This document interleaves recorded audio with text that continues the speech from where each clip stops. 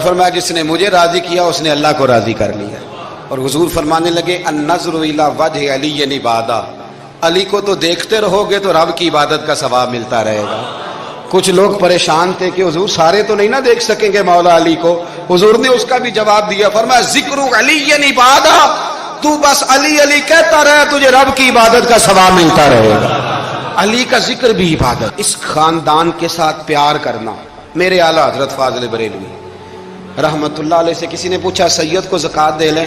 اس کا سادہ سا جواب تھا نہیں لگتی، بات ختم ہو جاتی. پر اعلیٰ حضرت نے نا ایک پورا صفحہ لکھا، بلکہ 1.5 صفحہ ہے، فتاوی رضویہ کی 8ویں جلد میں. حضور زکوٰۃ دے لیں تو اعلیٰ حضرت نے دلائل لکھے کہ سید کو زکوٰۃ نہیں لگتی. پھر آخر میں کہنے لگے جن کے نانا کا صدقہ کھاتے ہو انہیں زکوٰۃ دینی ہے. آپ فرمانے لگے تو نبی پاک کے مبارک بچوں پر اپنا مال خرچ کر، یہاں بھی اجر ملے گا وہاں بھی اجر ملے گا. اور پھر اعلیٰ حضرت نے حدیث لکھی ہے کنز المال کے حوالے سے. کمال کرتے ہیں جب آپ اس طرف آتے ہیں نا، خدمت سادات کا پورا باب بیان کیا. فرمانے لگے رسول کریم علیہ السلام نے فرمایا جس نے عبد المطلب کی اولاد کے ساتھ نیکی کی، بات ہی ختم کر دی. عبد المطلب کی اولاد میں حضرت عباس کا خاندان بھی شامل، عبد المطلب کی اولاد میں حضرت جعفر طیار کا خاندان بھی شامل، حضرت سیدنا میر حمزہ کے بچے بھی شامل.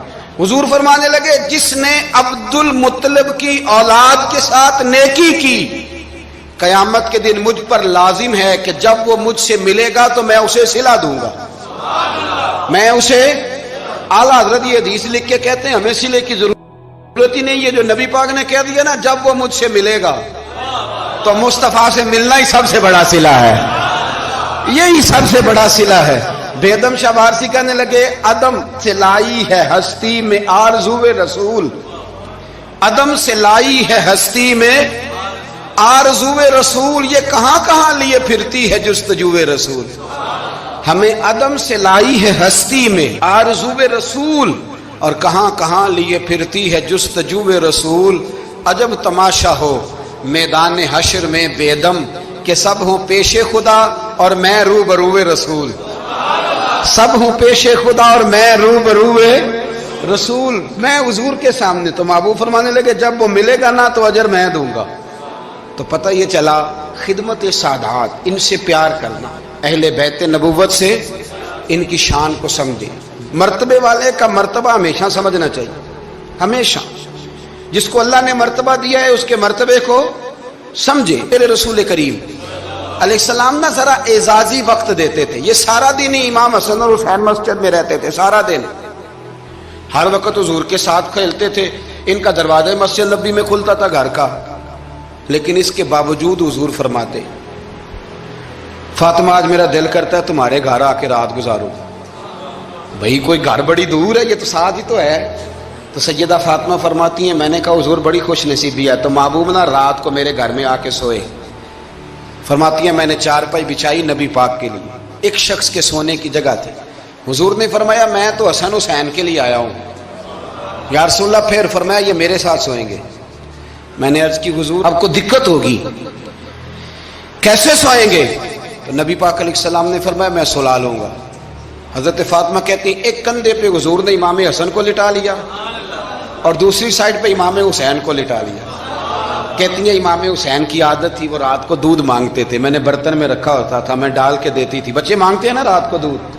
فرماتی ہیں رات کو نا امام حسین نے دودھ مانگا، میں اٹھنے لگی دودھ دینے کے لیے، پر حبیب نے فرمایا بیٹے تو لیٹ جا، آج میرے ساتھ سویا تو دودھ بھی میں ہی پلاؤں گا. کہتی ہیں کئی دفعہ دودھ مانگا تو کئی دفعہ میرے رسول پاک نے انہیں دودھ پلایا. اور یہ ہر نانا نواسوں سے پیار کرتا ہے، پر یہ خالی نانا نہیں نا، یہ امام الانبیاء بھی ہیں، یہ امام الانبیاء بھی ہیں، یہ سرور کون و مقام. ان کا ہر کام اللہ کے حکم سے ہے، اللہ کے حکم سے. حضرت سیدنا عبداللہ ابن عمر رضی اللہ تعالیٰ عنہ فرماتے ہیں کہ نبی پاک نے پیغام بھیجا سیدہ فاطمہ کو، فرمایا حسن کو بھیجو میرا ملنے کو دل کر رہا ہے. تو کہتی ہیں وہ گھر میں نا دیر ہو گئی امام حسن کو آنے میں. اعلیٰ حضرت فرماتے ہیں مجھے لگتا ہے کہ بی بی صاحبہ غسل کرانے لگ گئی. کپڑے تبدیل کرا رہی تھی. مائیں کرتی ہیں نا, بچہ باہر جانے لگا تو واپس آ پہلے کپڑے بدل. تو ذرا دیر ہو گئی تو نبی پاک بے چین ہو گئے, میں حسن آ کیوں نہیں رہا, میرا ملنے کو دل ہے. فرماتے تھوڑی دیر گزری تو امام حسن نے دروازہ کھولا سیدہ پاک کا. جب دروازہ کھولا تو رسول کریم نے دونوں بازو یوں کھول دیے اور نبی پاک گھٹنوں کے بل زمین پر بیٹھ گئے. امام حسن بھی جب اندر سے نکلے تو انہوں نے بھی یوں بازو کھولے. تو کہتے ہیں رسول کریم کے جب گلے سے آ کے لگے تو عبداللہ ابن عمر کہتے ہیں میں نے حضور کی آنکھوں میں آنسو دیکھے اور محبوب ان کا ماتھا چوم کے کہنے لگے اے اللہ میں ان دونوں سے محبت کرتا ہوں, تو بھی ان سے محبت فرما. میرے اللہ جو میرے حسن حسین سے محبت کرے اس بندے سے بھی محبت فرما, جو ان سے پیار کرے اس سے بھی. ہمارے بزرگوں کو نا اہل بیت سے بڑا پیار ہوتا تھا, اصحاب کے بھی غلام اور اہل بیت کے بھی. میں نے کہا ہے کہ اب ہمارے مزاجوں میں نا خشکی آ گئی ہے, اور جی اخلاق کی بات کریں, جی سیدھی سیدھی نماز روزے کی بات کریں, اصول کی. وہ جو ادب تھا, وہ جو عشق تھا, وہ جو وارفتگی تھی, وہ حسن کدھر گیا؟ حضرت عمر سے زیادہ تو اصول پسند کوئی نہیں نا, ان سے زیادہ سخت مزاج اصول پسند بندہ تو کوئی نہیں نہ ملے گا امت کو. امام حسین 10-10.5 سال عمر تھی, بچے تھے, مسجد میں آئے. حضرت عمر خطبہ دے رہے, جہاں اصول کی بات ہوگی وہاں اصول کی ہوگی, اور جہاں عشق کی ہوگی, جہاں عشق کی ہوگی. نماز پڑھا کہ میں تیں ول ویکھا, بہنوں تے کعبہ بھول گیا آئی. تو امام حسین آئے مسجد نبی میں, حضرت عمر خطبہ دے رہے تھے, مولا علی کے ساتھ آئے بچے جمعہ پڑھنے. امام حسین آئے تو جناب عمر کے سامنے کھڑے ہو گئے, کہنے لگے عمر نیچے اترو, میرے نانا کا ممبر ہے. حضرت علی نے بازو تھاما, کہا یہ کیا کہہ رہے ہو؟ تو جناب فاروق اعظم فرمانے لگے جمعہ ہو رہا ہے, خطبہ ہو رہا ہے, لوگ جمعہ پڑھنے آئے ہوئے, اس میں اب بچہ آ جائے تو کیا جمعہ چھوڑا جائے گا؟ لیکن جہاں ادب ہے وہاں ادب ہے. حضرت علی کہنے لگے حسین یہ کیا کہہ رہے ہو, بیٹھ جاؤ. تو حضرت عمر فاروق فرمانے لگے علی آپ نہ بیچ میں ہیں, یہ میرا اور حسین کا معاملہ ہے, آپ نہیں بیچ میں ہیں, آپ ہٹ جائیں, میرا اور حسین کا مسئلہ. کیا کہا بیٹے؟ کہا عمر اترو, میرے نانا کا ممبر ہے. اتنا بڑا آدمی جسے کیسر و کسرا ہلا نہ سکے, جو درہ مارے تو زمین کا زلزلہ رک جائے, جو سورج کو حکم دے تو سورج چہرہ بدل جائے, وہ شخص جو دریا کو خط لکھے تو خشک دریا بہنے لگے. عمر اترو, میرے نانا کا ممبر ہے. فاروق اعظم زمین پہ اتر آئے, ہاتھ باندھ کے کھڑے ہو, کہنے لگے حسین میں اتر گیا ہوں پتر, ممبر تو تیرا ہے یا تیرے نانا کا ہے. ختم ہو گئی بات. تو حضرت امام حسین کہنے لگے جا کے اپنے نانے کے ممبر پہ بیٹھ جا. تو فاروق اعظم کی چیخ ہی نکل گئی, کہنے لگے پتر میں تو اونٹ چرانے والے کا بیٹا ہوں, میرے نانے کا کوئی ممبر نہیں یار, میں تو اونٹ چرانے والے کا, میرے نانے کا کوئی ممبر ہی کوئی نہیں, تو کدھر جاؤں؟ امام حسین کہا اچھا کوئی نہیں ممبر آپ کے نانا کا کوئی نہیں؟ کہا نہیں. چل ٹھیک ہے پھر میرے نانا کے ممبر پہ بیٹھ جاؤ, اور میرے نانا کے ممبر پہ بیٹھ جاؤ. مجھے لگتا ہے فاروق اعظم بولے ہوں گے, انہوں نے کہا ہوگا کہ لوگوں میں مرضی سے نہیں بیٹھا, مجھے ابو بکر نے بٹھایا تھا, پھر حسین کے کہنے پہ اترا ہوں, اب دوبارہ مجھے حسین ابن علی نے بٹھایا ہے, کسی میں جرت ہے تو عمر کو ہلا کے دکھائے, طاقت ہے. تو بھئی یہ پیار رسول اللہ کے خاندان سے, یہ وارفتگی, یہ ذوق, ہم تو ہٹ گئے ان چیزوں سے. شیخ الاسلام والمسلمین خواجہ قمر الدین سیالوی, خواجہ صاحب سچ مچ کے شیخ الاسلام تھے, اور اللہ تعالیٰ نے انہیں بڑا ہی اعزاز عطا فرمایا, بڑی بات تھی. ایسے شیخ بھی کم دنیا میں ہوتے ہیں, اور 20 علماء ان کے مرید تھے. پنڈی کے علاقے میں نا اپنے بہت سارے علماء, کسی علماء کی میٹنگ میں گئے تھے, علماء کافی تھے, تو ایک سید عالم تھے, انہوں نے نماز پڑھائی,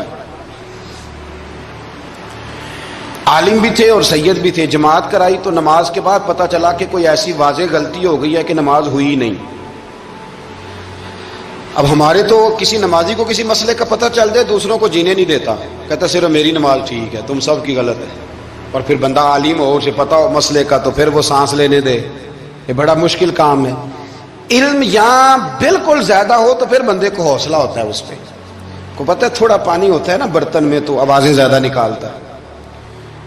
علماء سارے کہنے لگے جی جلدی سے بتائیں جی حضرت صاحب وہ نماز نہیں ہوئی. تو خواجہ صاحب نہ چپ کر جو, پتہ مجھے بھی ہے نماز نہیں ہوئی, پر مسئلہ یہ ہے نرا مولوی نہیں نا, یہ رسول اللہ کا خاندان ہے, اور تیری نسل پاک میں ہے بچہ بچہ نور کا.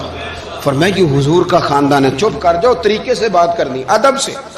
اور کوئی عالم ہوتا تو میں لقمہ دیتا, یہ سادات ہیں, چپ کرو. چلو کہنے لگے میں نہ سوچ رہا ہوں کہ کوئی جملہ مل جائے تو شاہ جی کو کہوں کہ نماز نہیں ہوئی. حالانکہ بڑے عالم تھے خواجہ صاحب, بہت زبردست قسم کے محقق عالم. تھوڑی دیر کے بعد کہنے لگے لو جی مجھے نا مل گیا جملہ, میں شاہ جی کو بتانے لگا ہوں. کب بتائیں؟